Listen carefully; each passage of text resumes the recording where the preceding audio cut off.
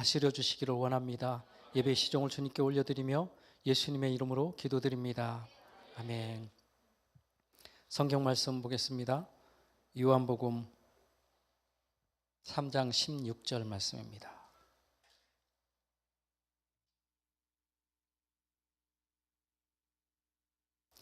요한복음 3장 16절 다 같이 읽어볼까요? 시작. 하나님이 세상을 이처럼 사랑하사 독생자를 주셨으니 이는 그를 멸망치 않고 영생을 얻게 하려 하심이라. 아멘. 다시 한번 큰 목소리로 시작. 하나님이 세상을 이처럼 사랑하사 독생자를 주셨으니 이는 그를 믿는 자마다 멸망하지 않고 영생을 얻게 하려 하심이라. 아멘. 여러분 이 말씀을 믿으십니까? 오늘 제목이 복음을 삶으로 살아내는 교회 또는 성도입니다. 따라서 보실까요? 복음을 삶으로 살아내는 교회.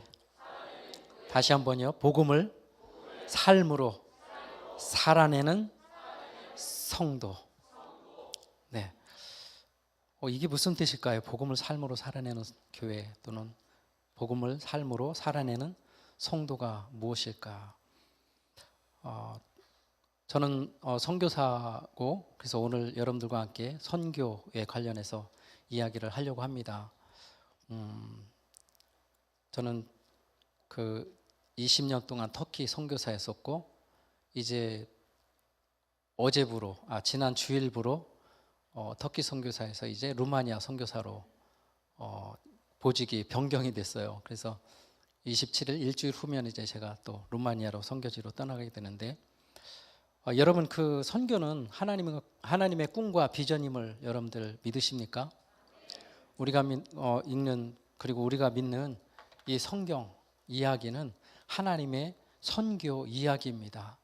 하나님의 창세기부터 계시록까지 하나님의 위대한 선교 이야기를 하고 있는 것을 볼 수가 있습니다. 하나님의 인류 구원에 대한 이야기, 즉 하나님의 위대한 선교 이야기가 바로 오늘 우리가 읽고 있고 또 믿고 있는 성경이라는 것입니다.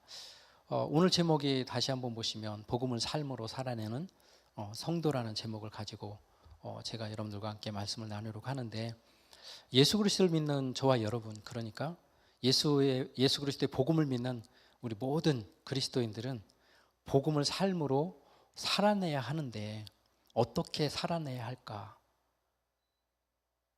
성경이 말하는 하나님의 꿈과 비전인 선교적인 삶을 우리가 살아내야 한다는 것입니다. 하나님 나라의 복음을 증거하는 삶을 우리의 삶의 현장에서 하나님이 우리 각자에게 허락하신 삶의 자리들이 있지 않습니까?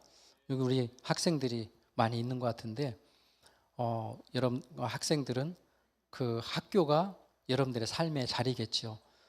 청년들 가운데 대학생들은 또 대학이 삶의 자리고 가정을 포함해서 직장인들은 직장이 삶의 자리이고 가정주부들은 가정이 삶의 자리이고 하나님께서 우리에게 각자에게 허락하신 그 삶의 자리에서 우리가 믿는 복음을, 예수 그리스도의 복음을 우리의 삶으로 살아내야 한다는 것입니다.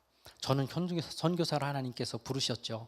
그래서 특히 저는 선교지로 이제 나가는 선교사로 부르셨는데 저는 선교지에서 예수 그리스도를 증거하는 그런 삶을 살아낼 때 하나님께서 저에게 허락하신 삶의 어떤 사명을 온전히 감당한다고 볼 수가 있습니다. 저는 불교 가정에서 태어났습니다. 5남매가 있었고요. 저희 형제들은 5남매 중에서 부모님들은 불교 절에 다니셨고 그리고 나머지 그 형제들은 교회를 다니지 않았는데 저만 유독 교회를 다녔어요. 그 이유는 초등학교 때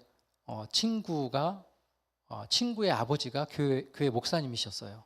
시골에서 살았는데 시골에 동네에 이제 교회가 두 교회가 있었어요. 공교롭게도 감리교회였었고 그 친구가 지금 인천 서지방에서 사도들 교회라고 그 교회에서 담임 목사로 목회를 하고 있어요.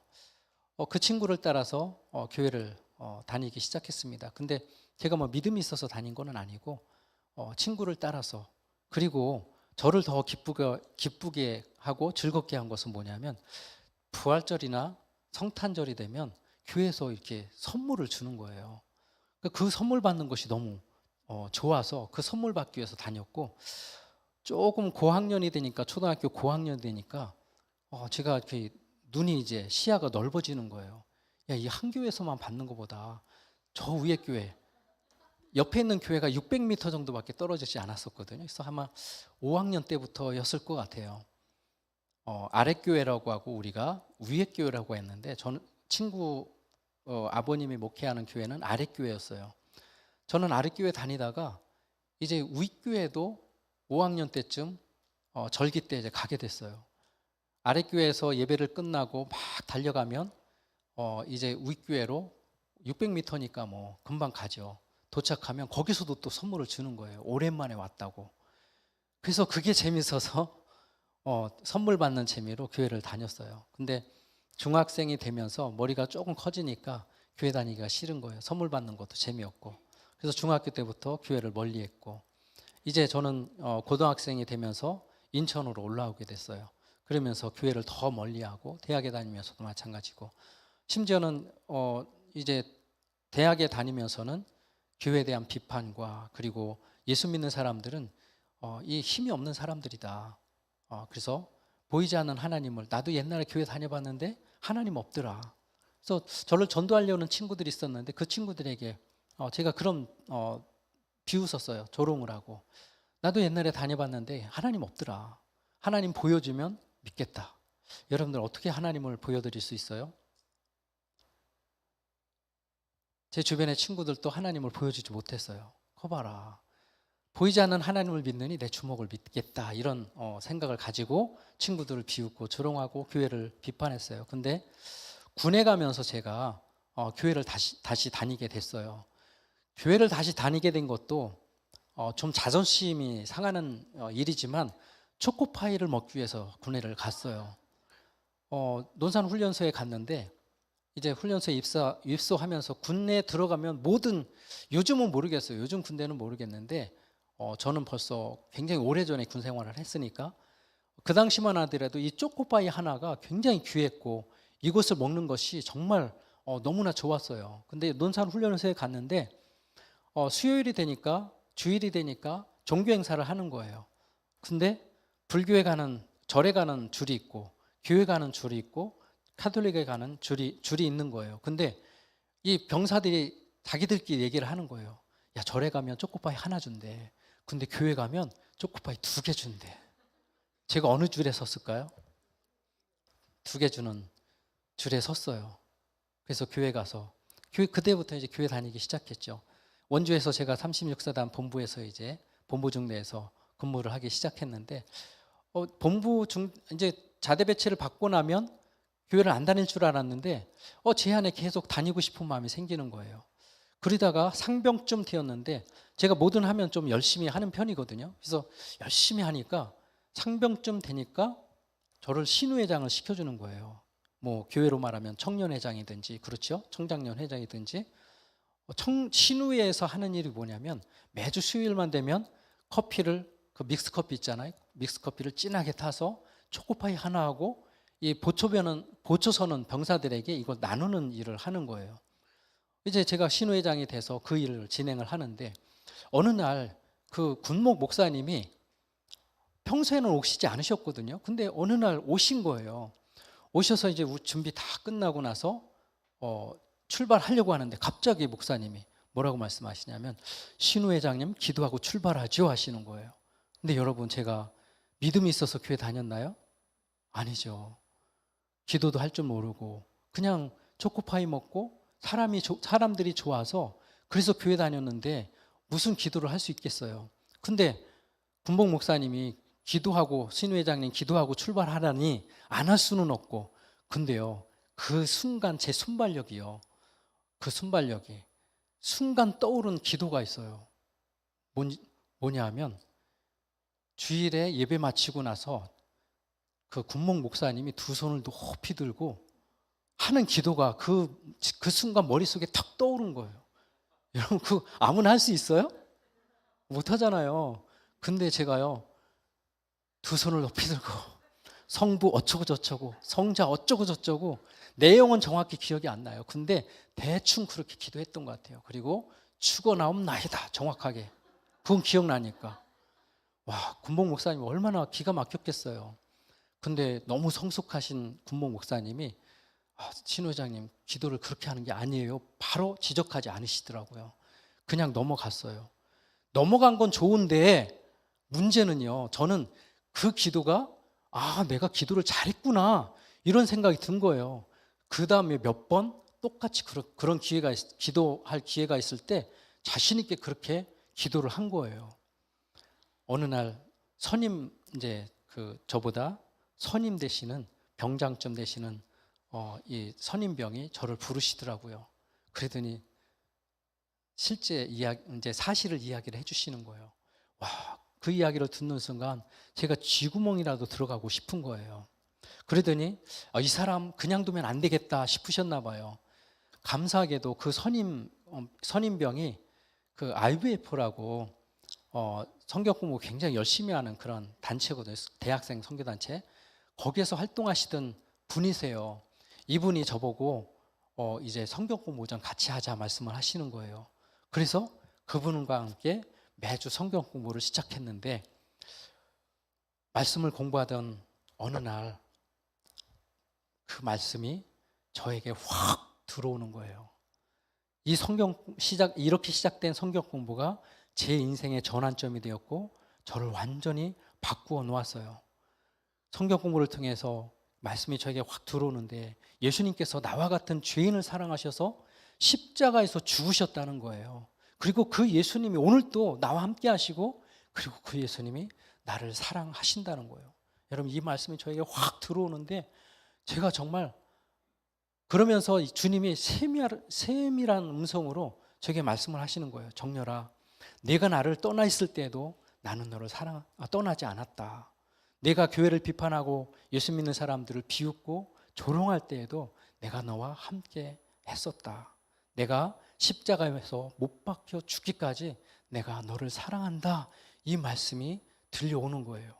여러분 제가 그날 주님을 인격적으로 만나는 순간 이게 주님을 인격적으로 만나는 거 아닙니까?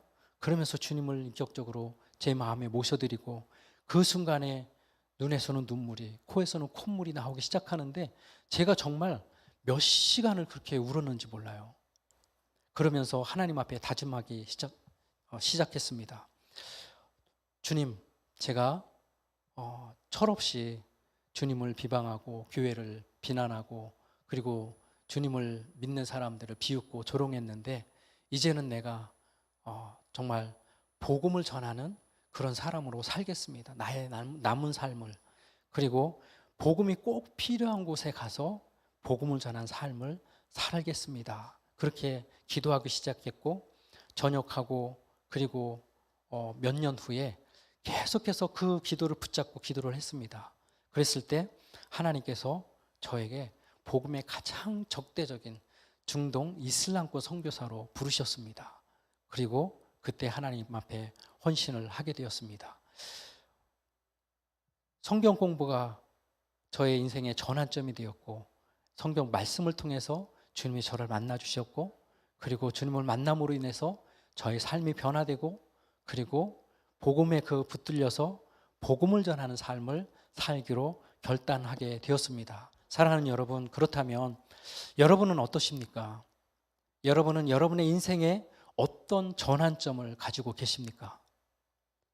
여러분의 인생에 찾아오시고 여러분의 아픈 마음을 만지시고 여러분의 삶을 인도해 주시는 예수 그리스도의 복음을 여러분들 믿으십니까? 또한 예수 그리스도의 복음을 믿음으로 예수님을 인격적으로 만나는 경험 그리고 변화된 삶, 주님이 기뻐하시는 복음을 전하는 삶을 여러분들 살고 계십니까? 여러분들의 가정에서 그리고 하나님께서 여러분들 각자에게 허락하신 삶의 자리에서 그 복음을 붙들고 그 복음을 삶으로 살아내고 계십니까, 여러분? 제가 이제 군에서 전역을 하고 몇 년 후에 하나님께서 중동 이슬람권으로 저를 부르시고 그 후부터 제가 이제 이슬람 교육과 그리고 선교 훈련을 받으면서 이슬람권 선교사로 준비를 합니다. 그러던 중에 95년도에 이제 처음으로 중동 이슬람권 몇몇 지역에 단기 선교를 떠나게 되었습니다. 그리고 나서 매년 하나님께서 기회를 주셔서 이슬람권 국가들을 방문하게 하셨고, 그랬을 때 96년도, 97년도에 하나님께서 저를 터키 선교사로 부르셨습니다. 터키 선교를 헌신하게 된 여러 가지 이유들이 있는데요. 그 중에서 터키 땅은 성서의 땅입니다. 그리고 사도 바울의 선교 중심지. 여러분들이 그 신약성경 사복음서를 지나고 나서 사도행전 13장 이후부터 여러분들이 성경을 보면 사도 바울 이야기가 나오고 또 사도 바울의 서신서들이 등장하지 않습니까?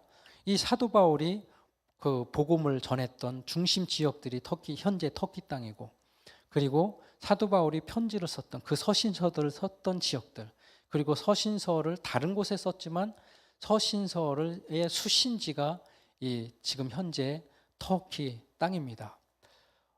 그런데 그뿐만 아니라 이제 주후 64년 그 로마의 대화재 사건이 일어나거든요. 네로 황제, 여러분들 많이 들어보셨죠? 네로 황제 때 로마에 이제 대화재 사건이 일어납니다. 그때부터 기독교에 대한 로마 제국의 극심한 박해가 시작되어지는데요. 250년 동안 진행이 되어집니다. 근데 지금 터키 땅이 어떠한 땅이냐면, 터키 땅이 성서의 땅이고, 그리고 사도 바울의 선교의 중심 지역일 뿐만 아니라 이 순교와 그리고 복음의 현장이라는 것입니다. 교회의 어떤 확장이든지 복음 전파, 그리고 250년 동안의 로마 제국의 박해, 그리고 순교의 피가 흐르는 곳이 바로 터키 땅이라는 것입니다. 313년 기독교가 공인이 되어지고 391년에 이제 로마의 국교가 기독교가 될 때까지 기독교에 대한 로마 제국의 조직적인 박해가 있었는데, 그 극심한 박해를 견뎌낸 곳이 바로 현재 터키 땅이라는 곳이에요. 그래서 약 1000년 동안 기독교 문화를 꽃피웠고, 그리고 지금 혹시 성지순례를 터키에 다녀오신 분이 계실지 모르겠는데, 터키에 가면 그 기독교 문화들이 지금도 남아 있어요. 그런데 안타깝게도 돌무더기들만 남아 있는 거예요.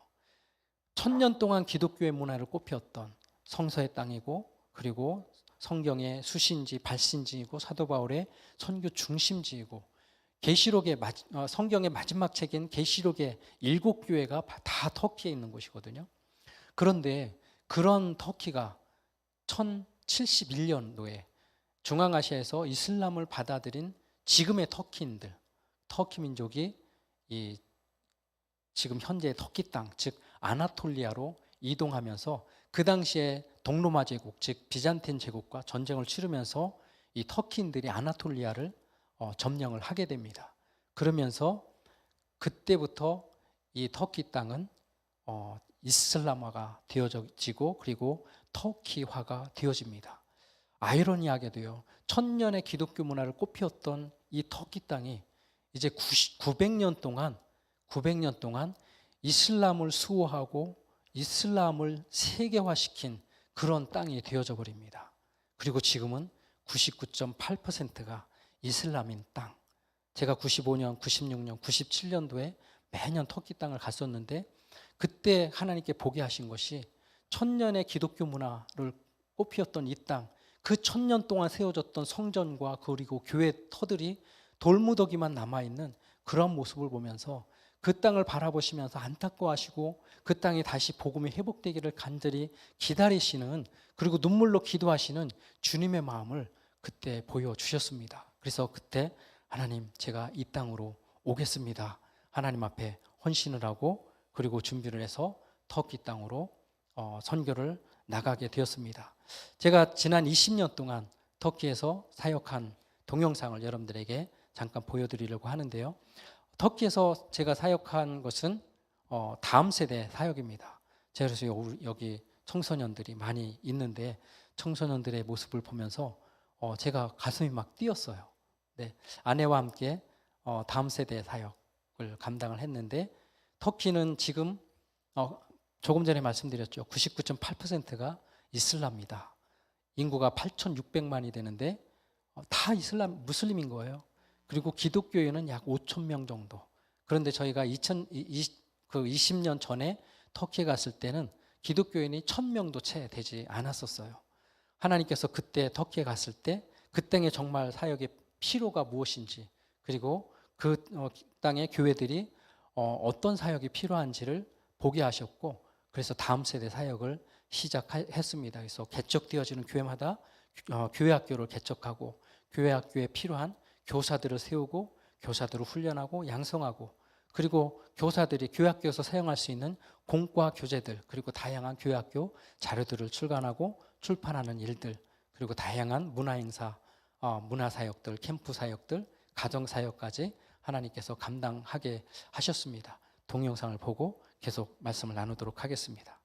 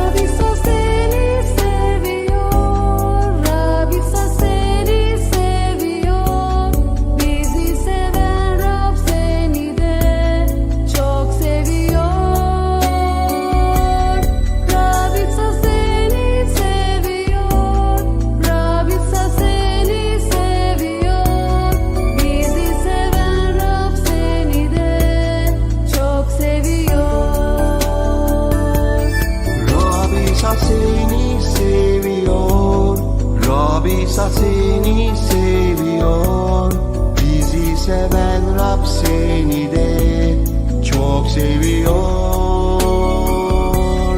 Rab İsa seni seviyor, Rab İsa seni seviyor, bizi seven Rab seni de çok seviyor.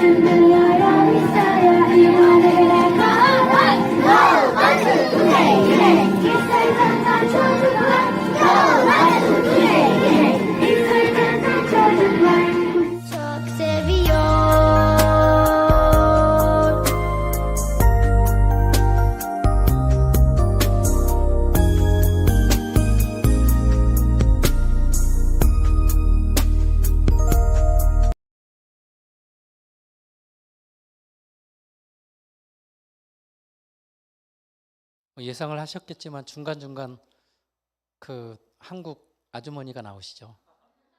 예, 저하고 같은 침대를 사용하는 분이고, 혹시 뭐 합창단 아이들 중에서 한국 아이들 2명이 보였을 텐데, 그 아이들은 저희 큰딸하고 작은딸.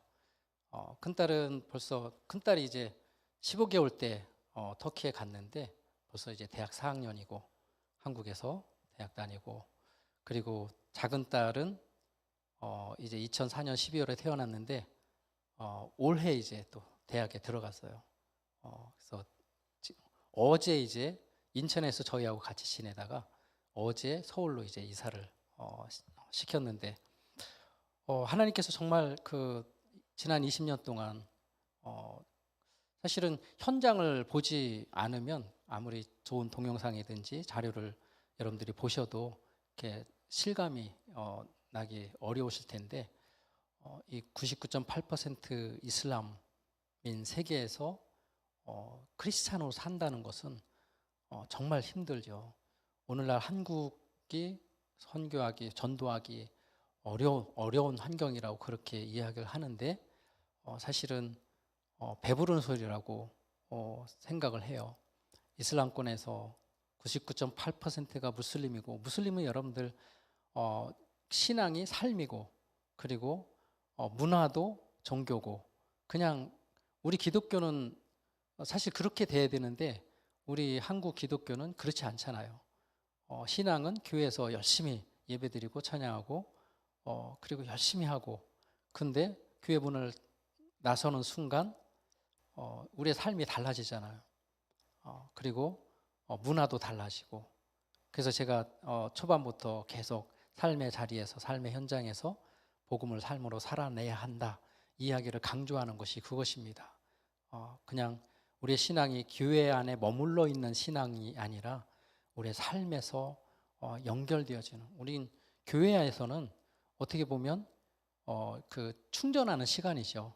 우리가 세상에서 세상 문화와 싸우면서 아무리 우리가 삶의 자리에서 정말 복음을 삶으로 살아내다 보면 우리가 세상의 풍랑이나 여러 가지 어려운 현실들과 부딪히면서 우리가 그 건전지가 방전이 되는 것처럼 우리의 신앙도 마찬가지로 그렇죠. 그래서 우리가 주일이든지 아니면 그 요즘 이렇게 주중에 경배와 찬양 집회를 하는 교회가 요즘 별로 없는데, 참 큰 기쁨 교회는 놀라운 교회인 것 같습니다. 제가 정말 들어서는 순간부터 이 순간까지 정말 너무나 가슴이 뜨겁고 그리고 너무나 감사한데, 그리고 여러분들이 너무 감사하고 하나님이 얼마나 기뻐하실까.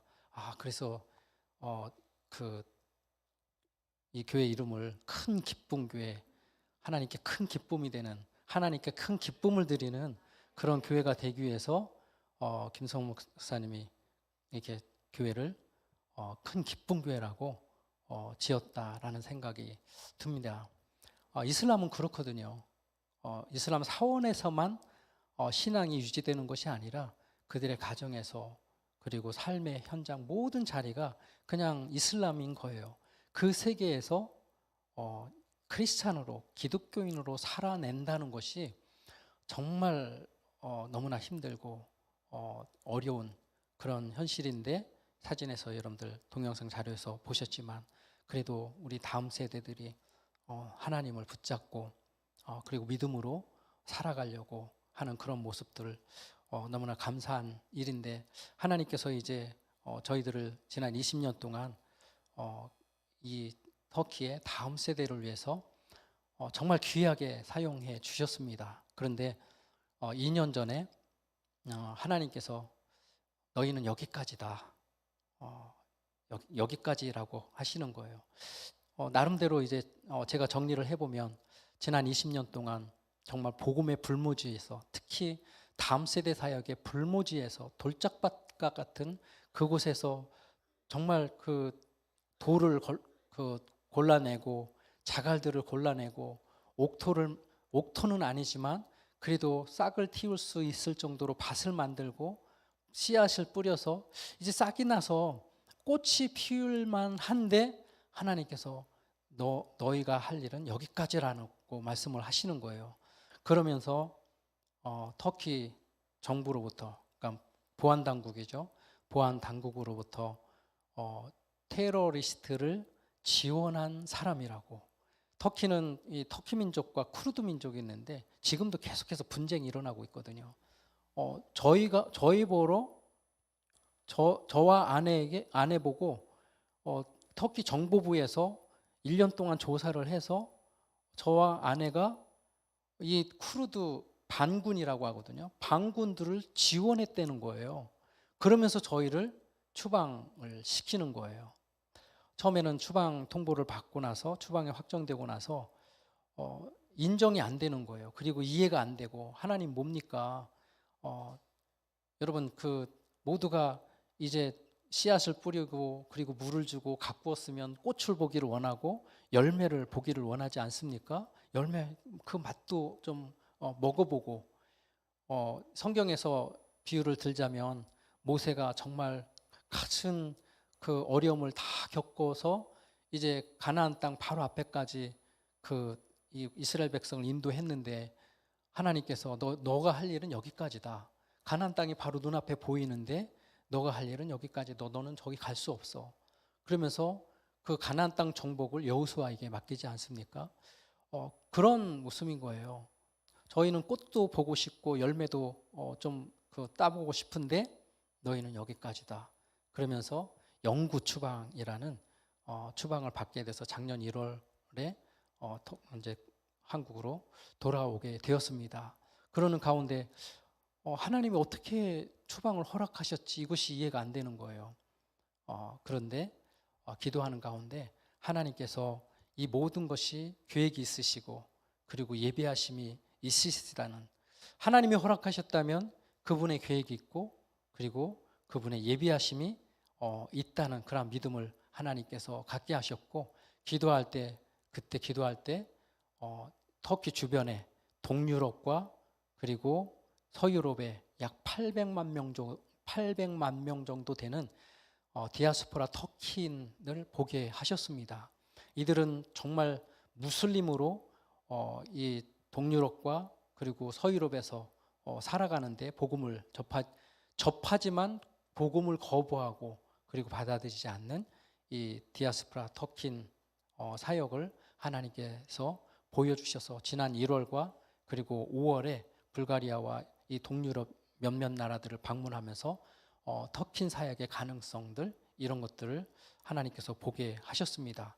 그러면서 루마니아의 터킨 교회와 연결을 시켜주셨고, 그래서 루마니아의 터킨뿐만 아니라 동유럽과 서유럽의 디아스포라 터킨 사역을 이게 준비할 수 있도록 하나님께서 허락하셨는데, 파워포인트를 열어주시겠어요?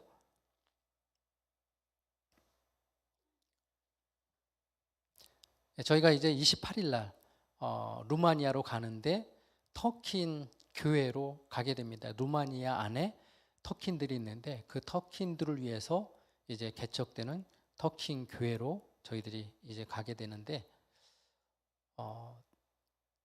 이제 첫 번째 사진이 저희하고 함께 사역하게 될 터키계 루마니아인이죠.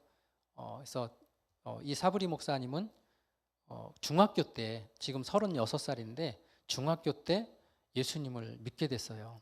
이분이 예수님을 알게 된 것도 정말 놀라운데, 이제 루마니아에 다수의 터키인들이 살고 있고 그들은 무슬림으로 자라고 있고, 그리고 고등학교까지 무슬림 학교에 다니면서 이슬람 신앙 교육을 받으면서 그렇게 자라는데, 사브리 목사님도 마찬가지로 그렇게 무슬림 학교에서 이슬람 신앙 교육을 받으면서 이제 자라고 있었는데, 아버지가 갑자기 이 감옥에 가시게 된 거예요. 그래서 이슬람이 믿는 알라에게 아버지가 풀려나게 해달라고 계속해서 기도하는데 아버지가 풀려나지 않는 거예요. 근데 어느 날 친구를 통해서 이 교회를 가게 됐어요. 근데 그때 마침 외국에서 오신 선교사님이 이제 말씀을 전하고 있었는데, 하나님은 살아계신데 당신들 가운데 하나님을 살아계심을 의심하는 사람이 있다면 그 하나님이 정말 살아계신지 시험해 보라라고 도전을 하셨다는 거예요. 그래서 사부리 목사가 뭘 도전을 했겠어요? 우리 아버지가 그러면 감옥에서 당신이 살아계시다면 우리 아버지가 감옥에서 풀려나게 해달라고 그 순간 기도를 했다는 거예요. 근데 어떻게 됐을까요? 정말 그 다음 날로 사부리 아버지가 감옥에서 풀려나신 거예요. 그래서 사부리가 그 자리에서 아버지의 풀려남과 동시에 예수님을 믿게 되었습니다. 이 사부리 목사님은 루마니아에서 최초로 터키 가운데 그리고 무슬림 가운데 예수 그리스도를 믿게 되는 사람이 되었습니다. 이 소식을 듣게 돼서 루마니아의 개신교 목사님이 사부리를 찾아온 거예요. 그러면서 그 당시 사부리는 이슬람 학교에 다니고 있었으니까 내가 너 학비를 다 대줄 테니까 크리스찬 학교로 가라고. 그래서 학비를 고등학교 졸업할 때까지 지원을 해주고 그리고 신학대학을 보내서 그리고 목사가 되었습니다. 이 사부리 목사님은 최초의 루마니아 무슬림 가운데 최초의 크리스찬일 뿐만 아니라 최초의 목사님이 되신 거예요. 그리고 나서 자신의 고향으로 다시 돌아와서 고향 사람들에게 복음을 전하기 시작했습니다. 그래서 지금 이제 루마니아의 남동쪽에 이 콘스탄차라는 지역이 있는데 얼마 전에 텔레비전에서도 나왔었어요. 여행 프로그램에도. 그곳에서 이제 교회 개척 사역을 하고 있는데 지금까지 8개 교회를 개척을 했어요. 그러면서 이분의 비전이 루마니아 터키인들 뿐만 아니라 불가리아와 그리고 동유럽의 터키인들, 심지어는 유럽에 있는 터키인들까지 복음을 전하겠다는 그런 비전을 가지고 있었고, 하나님께서 저희를 추방을 허락하셨다는 것을 제가 확인했을 때 하나님께서 뭘 보여주셨죠? 디아스포라 터키인들, 동유럽과 서유럽에 흩어져 있는 비전이 너무 같은 거예요. 그래서 하나님이 이 교회를 통해서 이 교회와 함께 이 사역을 하기 위해서 우리를 추방을 허락하셨구나, 이런 확신을 갖게 되었고, 이번 5월에 이 교회를 방문을 해서 이제 그 사역을 협력하고 그렇게 결정을 하게 되었습니다. 이 교회는 이제 그 전체 8개 교회를 개척을 했는데 루마니아 교회와 루마니아는 약 700만 명 정도의 집시들이 있어요. 소위 집시 공화국이라고 할 정도로 인구는 2천만 명 정도밖에 안 되는데 700만 명이 집시. 여러분들 집시가 어떤 사람들인지 아시죠?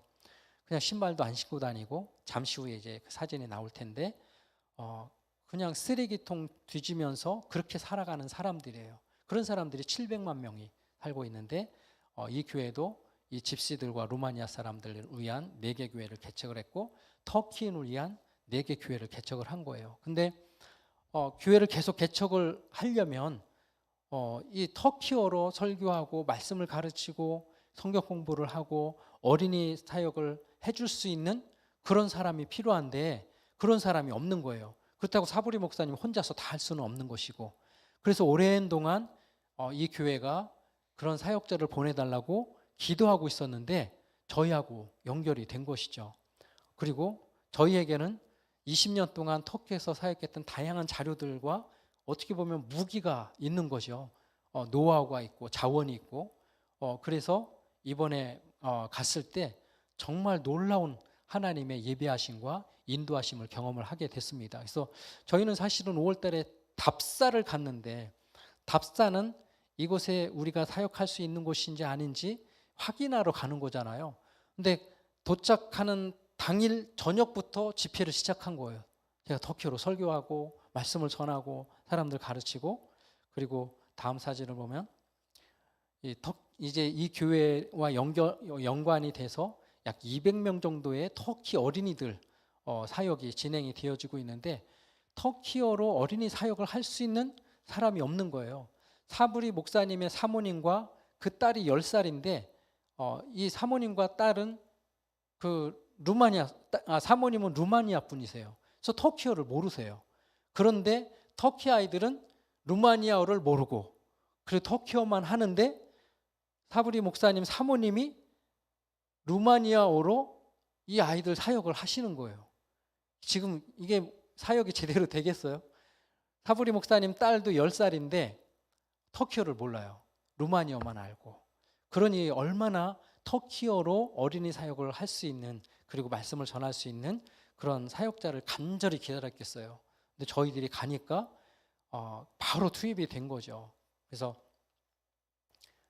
이분이 저하고 침대 같이 사용하시는 분인데, 이분이 또 바로 투입이 돼서 어린이 사역을 진행을 했습니다. 저희는 자료가 있으니까, 찬양 자료 그리고 애니메이션 설교든지 이런 자료들이 있으니까 바로 투입이 돼서 사역을 감당할 수가 있었습니다. 특별히 아내는 하나님이 이 동유럽, 그러니까 디아스포라 터킨 사역과 관련해서 50대 50이었어요. 그래서 이 확신이 없었는데, 이 아이들의 이번에 루마니아에 가서 이 아이들의 눈동자를 바라보는 순간 하나님의 부르심을 확인했다고 그래요. 그러면서 그날 저녁에 호텔로 돌아와서 아내가 제 손을 꼭 잡으면서 고백한 이야기가 있어요. 나를 선교지로 다시 데려와줘서 너무 고맙다고, 그러면서 눈물을 글썽글썽 하면서 저에게 감사하다고 이야기를 하더라고요. 이런 것들이 하나님의 부르심이 아니겠습니까? 그리고 하나님의 인도하심이 아니겠습니까? 마음이 모아지고, 그리고 하나가 되어지고, 그래서 마음이 하나가 되고 모아져서 그 방향을 가지고 정말 힘을 모아서 그 길로 가는 것이 바로 하나님의 인도하심이고, 그리고 하나님의 일이라고 믿습니다. 저희들은 이제 루마니아에 가서 하나 더 보여드려야겠네. 집시마을도, 이제 이 교회에서는 또 매일 음식을 만들어서 집시들에게 음식을 제공을 해주고 있어요. 여기가 그냥 쓰레기장이 아니라, 그리고 버려진 집이 아니라 저 사람들이 살고 있는 집이에요. 그냥 사진에는 안 나오지만 저곳에 그 인분이라든가 이런 것들이 그냥 길거리에 막 있는 거예요. 그 속에서 사는 거예요. 그래서 그 집시들이, 수없이 많은 집시들이 있는데 그 모든 집시들에게 다 음식을 제공할 수는 없지만, 이 교회가 힘닿는 대로, 힘닿는 만큼 지금은 약 매일 50여 가정에게 음식을 준비를 해서, 날파리가 나를 괴롭히네요. 음식을 준비해서 매일 음식을 나누는 사역을 하고 있습니다. 그런데 이 집시들을 위한 교회도 하나님께서 허락을 하셨어요. 천막 교회예요. 그냥 건물이 있는 그런 교회가 아니고, 집시들도 그냥 폐허가 된 그런 집에서, 아니면 이런 천막에서 생활을 하니까 교회도 마찬가지로 이날 이제 예수 믿기로 한 사람을 위해서 이제 이 천막 교회에서 예배를 드리는데, 예배를 드리다 보면 집시들이 왔다 갔다 하는 거예요. 그러다가 이날 예배 드리는 날도 이제 4사람이 또 예수님을 믿기로 해서 바로 저기 기도해 주는 자리가 있는 사진이 있는데, 4사람이 예수님을 믿겠다고 해서 또 저 사람들도 기도해 주고 영접기도를 시키고, 그런 정말 복음의 현장을 하나님께서 경험을 하게 하셨습니다. 저희들이 이제 이곳에 루마니아로 가게 되면 터키에 저희가 이제 사역했던 20년 동안 디모데 어린이협회라는 단체와 협력을 해서 디모데에는 다양한 자료들이, 그리고 자원들이, 그리고 노하우들이, 프로그램들이 있습니다. 그 프로그램과 자원들을 가지고 이 루마니아뿐만 아니라 동유럽과 서유럽에 흩어져 있는 이 디아스포라 터킨 사역을 저희들이 감당할 예정으로 지금 준비하고 있고, 28일 날 이제 출국을 앞두고 있습니다. 여러분들, 제가 터키 선교사로 우리 큰기쁨교회 후원을 받고 있었는데, 이제 루마니아 선교사로 해야 할지, 저는 사실 터키와 루마니아 선교사로 이렇게 저희 파송교회에서는 그렇게 하기로 했어요. 그래서 제가 김성 목사님께도 별도로 이렇게 말씀을 드리려고 그래요. 그냥 루마니아로만 쓰지 말고 터키도 같이 넣어달라고. 그래서 여러분들이 터키와 그리고 루마니아 터키인들을 위해서 여러분들 기도해 주셨으면 감사하겠습니다. 그 최근에 우크라이나 전쟁 관련된 소식을 여러분들 계속해서 이렇게 들으시죠. 근데 우크라이나가 군사적으로는 러시아의 정말 소위 게임도 안 되죠. 군사 강국이라고 하는 러시아를 상대로 우크라이나 군대가 지난 6개월 동안 굉장한 뜻밖의 선전을 하는 것을 우리가 계속 접하고 있습니다. 저희가 가는 루마니아도 이 우크라이나와 접경 지역이고 저희가 협력하게 될 교회에서도 우크라이나 난민들을 지금 돕고 있는데, 근데 우크라이나 군인들이 이렇게 선전할 수 있는 이유가 뭘까요? 외부에서 지원이 계속되고 있죠. 관심이 계속되고 있고, 그래서 무기 지원이 계속되고 있으니까 그걸 가지고 선전을 할 수가 있는 것입니다. 우크라이나 군인들이 아무리 용맹스럽고 그리고 전략이 정말 특별하다고 해도 무기가 없으면 싸울 수가 없는 것이죠. 관심이 없으면, 세계에 관심이 없으면 싸울 수가 없는 것이죠. 선교도 마찬가지인 것 같습니다. 저와 그리고 많은 선교사님들이 선교의 최전선에 나가서 선교를 하는데, 이 후방에서 관심, 물질적인 지원과 기도의 후원, 그리고 관심과 사랑의 무기를 끊임없이 보내주기 때문에 최전선에서 선전할 수 있다라고 생각이 되어집니다.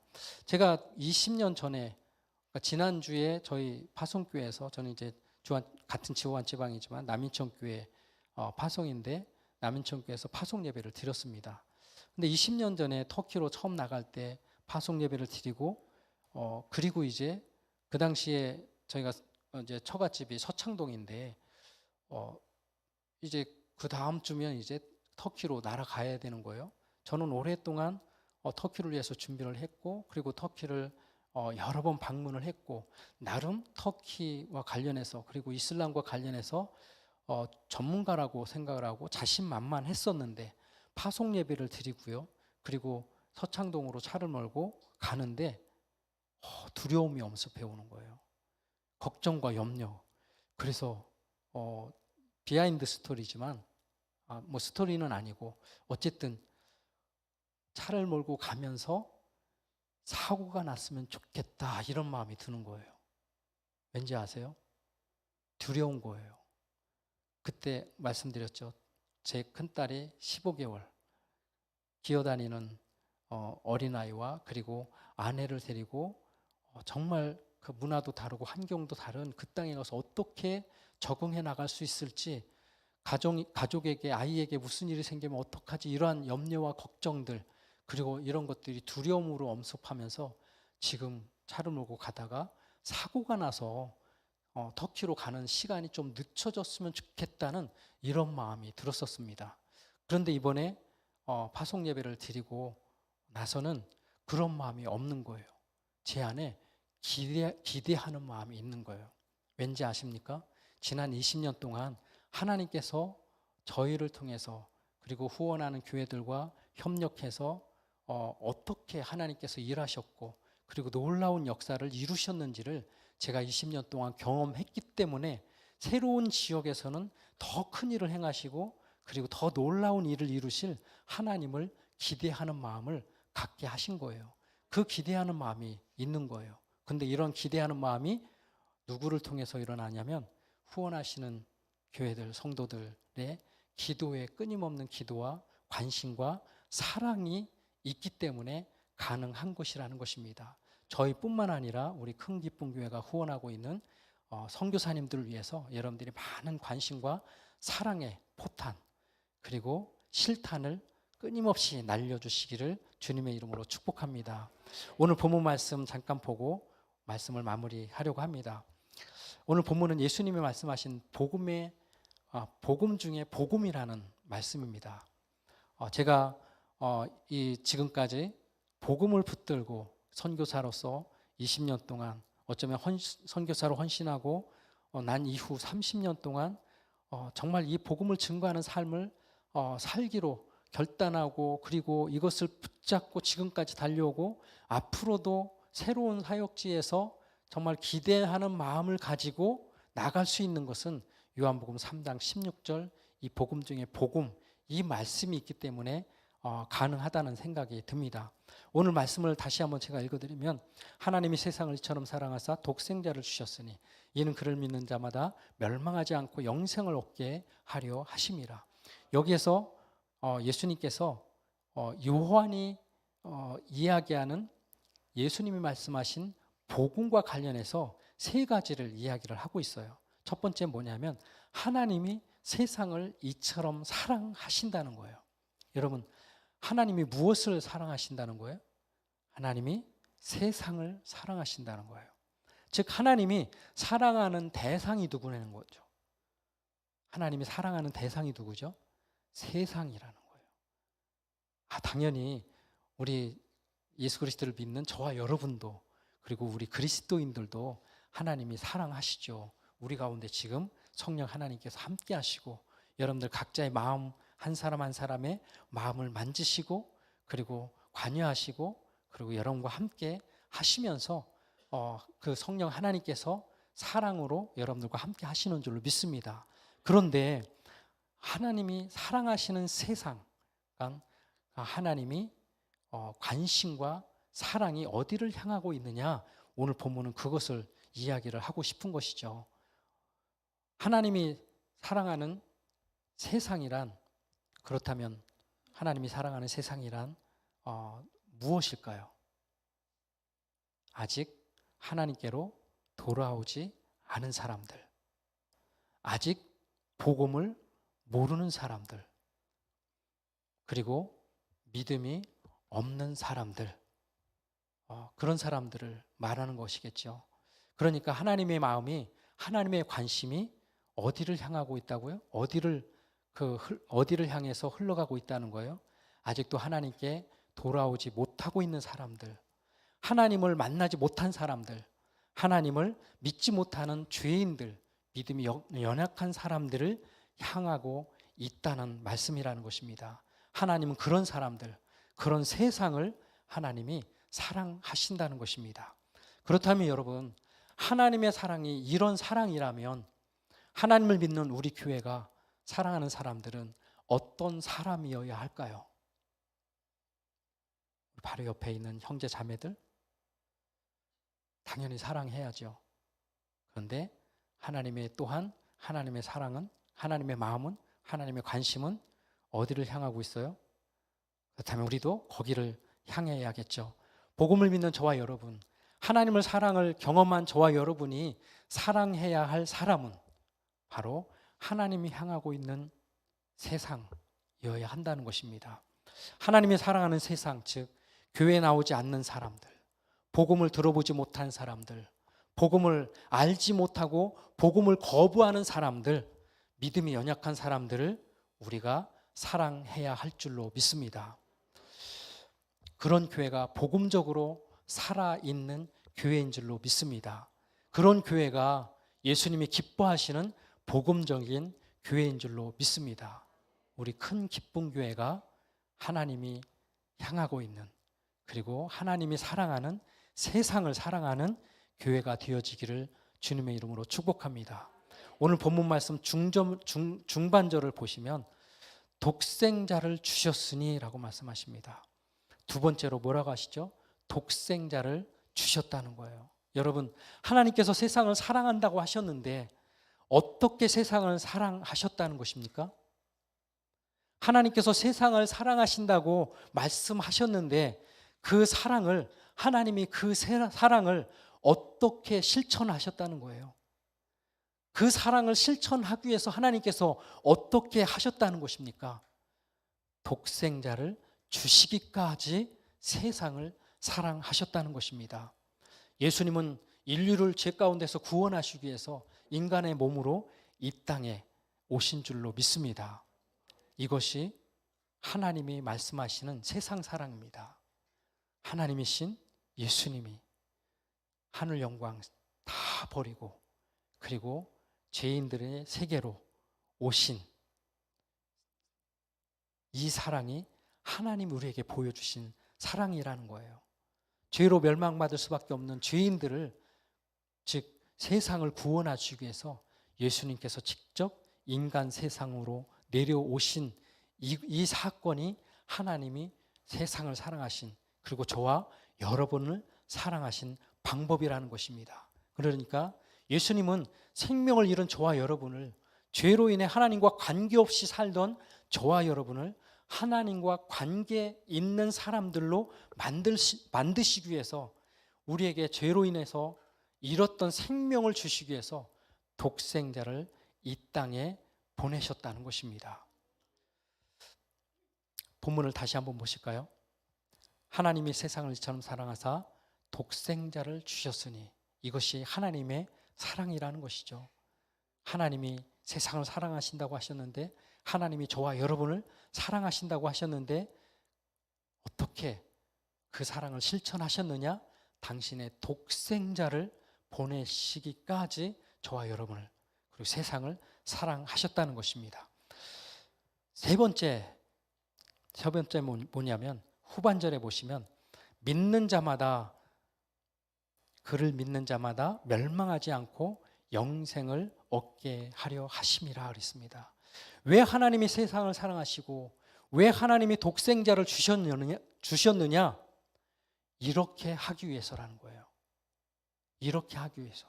어떻게 하시려고요? 멸망치 않고 영생을 얻게 하시려고. 믿으십니까, 여러분? 하나님이 세상을 사랑하시고 독생자를 주신 목적이 있는데, 그것은 그 독생자를 믿는 자마다 멸망치 않고 영생을 얻게 하려 하심이라는 거예요. 멸망치 않고 영생을 주시기 위한 것이라는 거예요. 영생을 주시기 위해서. 여러분들 안에 예수 그리스도의 이 생명이 있음을 믿으십니까? 그리고 여러분들은 이 영생을 소망하고 계십니까? 그런데요, 영생은 어떻게 얻게 되는 것일까요? 영생은 어떻게 얻게 되는 것일까요? 우리가 예수 그리스도를 믿음으로 우리가 죄 씻음을 받고, 그리고 우리가 잃었던 생명, 죄로 인해서 잃었던 생명을 우리가 얻게 되지 않습니까? 그래서 예수 그리스도를 믿는 저와 여러분들 안에 지금 우리 안에 생명이 있는 줄로 믿습니다. 그렇다면, 우리 안에 생명이 있다면 우리가 이제 그 생명 있는 삶을 살아내야 되겠죠. 그냥 영생이 주어지는 것이 아니라 예수 그리스도를 믿음으로 우리에게 생명이 주어졌고, 우리는 이제 그 생명 있는 삶을 살아내야 된다는 것입니다. 예수 그리스도를 믿지 않는 많은 사람들이 있는데, 저들 안에는 뭐가 있어요? 생명이 없어요. 근데 저와 여러분에게는 생명이 있어요, 없어요? 생명이 있죠. 그러면 저와 여러분들의 삶과, 생명을 소유하고 있는 저와 여러분들의 삶과 그 생명이 없는 세상 사람들의 삶과 달라야 되지 않을까요? 그죠? 그래서 우리가 이 세상에 사는 동안에 그 생명 있는 삶을 살아내면서, 그 생명을 있는 삶을 살아낸 사람들이 가는 곳이 어디예요? 천국이죠. 하나님 나라. 그리고 그 천국에서 어떻게 해요? 예수 그리스도와 함께 그 생명을 영원토록 그 생명을 유지하면서 살아가는 것, 이것이 영생 아닙니까? 다시 한번 정리를 드리면, 예수 그리스도를 믿음으로 생명 얻은, 생명을 가지고 있는 저와 여러분이 생명이 있는 삶을 이 땅에서 살아내는 사람들이 하나님의 나라에 가는 것이고, 그리고 하나님의 나라에 가서 예수 그리스도와 함께 영원한 생명을, 그 생명을 누리면서 사는 것이 영생이라는 것입니다. 하나님께서 세상을 사랑하시고 독생자를 주신 목적이 바로 이거라는 거예요. 우리가 생명 있는 자의 삶을 살아내기를 원하시는 것이고, 그래서 우리가 정말 주님이 다시 오시기까지, 아니면 우리가 이 세상에서의 삶을 다하고, 그리고 천국에 들어가서 그 영생을 누리면서 예수님과 함께 그 생명을 영원토록 누리게 하기 위해서 하나님께서 독생자를 보내주셨다는 것입니다. 그런데요, 오늘날 교회를 보면 생명이 있는 것 같지가 않아요. 근데 여기 오니까 생명이 있어요. 아멘. 근데 교회들을 보면, 그리고 많은 그리스도인들을 보면 예수 믿는다고 하지만 생명이 없는 것처럼 살아가고 있어요. 이야기를 하고 마치려고 하는데요. 여러분 2000년에 기독교 역사에서 놀라운 사건 중에 하나가 뭐냐면, 주 64년, 아까도 말씀드렸지만 64년에 로마의 화재 사건이 일어납니다. 대화재 사건이 일어나면서 250년 동안 기독교에 대한 극심한 박해가 이루어집니다. 그런데 313년에 콘스탄틴 황제에 의해서 기독교가 공인이 되어지고 391년에 기독교가 로마의 국교가 됩니다. 그 결과 기독교의 부흥시대가 열렸다라고 생각을 했습니다. 그런데요, 그게 아닌 거예요. 역설적으로 로마의 기독교 승리는 기독교의 가장 중요한 것을 잃게 되었다는 것입니다. 무슨 말입니까? 여러분, 기독교는 하나님 없이 살던 저와 같은 사람이 예수 그리스도를 인격적으로 만남으로 삶이 변화되고, 그리고 하나님의 백성으로 살아가는 것이 기독교인데, 또한 그것이 기독교의 생명인데, 기독교가 국가 종교가 되고 나니까 어떻게 됐어요? 회심의 경험이 없는 사람들이 그리스도인이 되는 거예요. 변화된 놀라운 체험이 없는 사람들이, 복음이신 예수 그리스도를 만나는 과정이 없는 사람들이 누구나 태어나면 모두가 기독교인이 되는 거예요. 이처럼 진정한 회심의 경험이 없이 누구나 교회에 들어와서 교인이 되고 교회 지도자가 되는 거예요. 그 결과 어떻게 되었습니까? 기독교가 생명력을 잃게 되는 거예요. 신앙의 본질을, 복음의 본질을 잃게 되어진 것입니다. 그러면서 급속도로 교회가 쇠퇴하게 됩니다.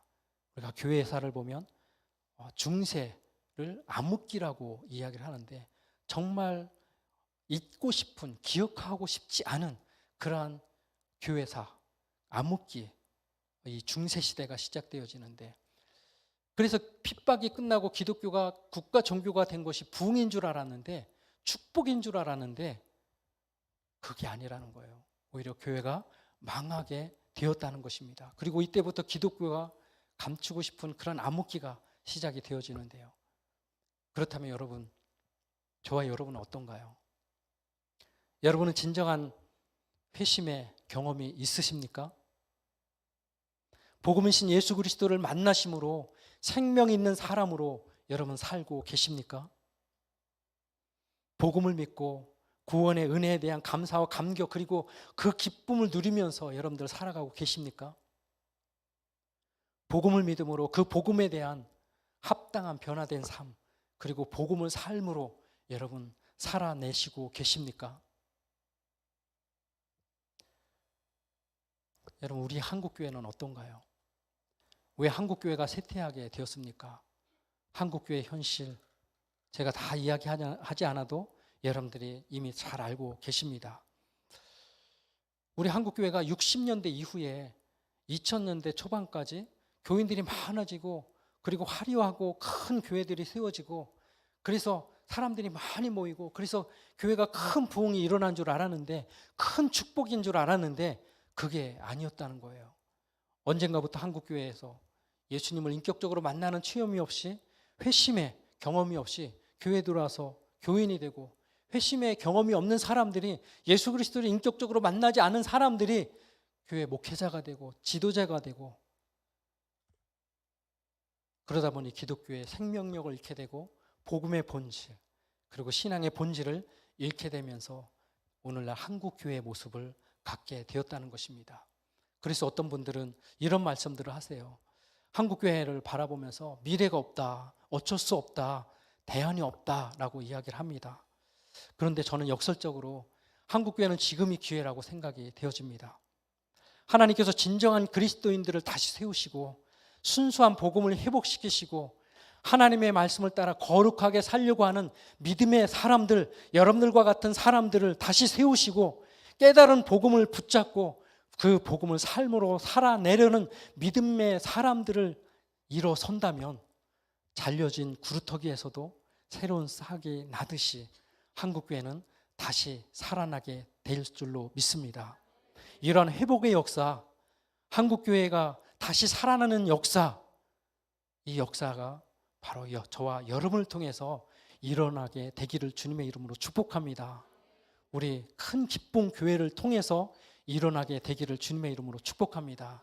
사랑하는 여러분, 오늘 이 시간에 요한복음 3장 16절 말씀을 나누면서 우리가 믿는 하나님이 어떤 분이신지, 우리 하나님이 사랑한다는 게 뭔지, 우리 하나님이 그 사랑하신다는 말씀을 이루기 위해서 어떻게 독생자를 보내셨는지 여러분들과 함께 나누었습니다. 그리고 그 모든 것을 하신 하나님의 목적이 있는데 그것은 우리가 그 하나님의 사랑을 믿는 자마다 멸망치 않고 영생을 얻게 하려 하심이라고 말씀을 나누었습니다. 그래서 예수님이 이 땅에 오셔서 어떻게 사셨고 그리고 어떤 사람들에게 관심을 보이시고 사셨는지 성경 말씀을 통해서 우리가 다 알고 있습니다. 예수님은 잃어버린 사람들, 죄인들을 찾아가셨고 죄인들과 함께 하셨고 그리고 세상을 사랑하셔서 세상 사람들, 정말 죄인들에게 찾아가셔서 그들과 함께 하셨던 것을 우리가 기억합니다. 그러면서 예수님께서 십자가에서 죽으시고 부활하시고 승천하시면서 우리 교회들에게 남기신 말씀이 있지요. 지상명령. 사도행전 1장 8절 말씀에 보면 성령이 너에게 임하시면 너희가 권능을 받고 예루살렘과 온 유대와 사마리아 땅끝까지 이르러 내 증인이 되리라고 주님이 말씀하셨습니다. 복음을 가진 사람들, 그리고 복음을 믿는 사람들, 복음을 삶으로 살아내려는 사람들은 이제 삶을 통해서 예수 그리스도의 증인된 삶을 살아내야 할 줄로 믿습니다. 그렇다면 저와 여러분이 믿는 복음이 이런 복음임을 여러분들 믿으십니까?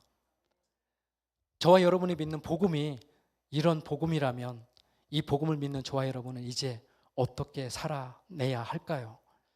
예수님의 관심이 세상에 하나님 나라 복음을 전하는 일에 있다면 저와 여러분도, 저와 여러분의 관심도 세상을 하나님의 나라를 전파하고 그리고 예수 그리스도를 증거하는 삶을 살아야 할 줄로 믿습니다.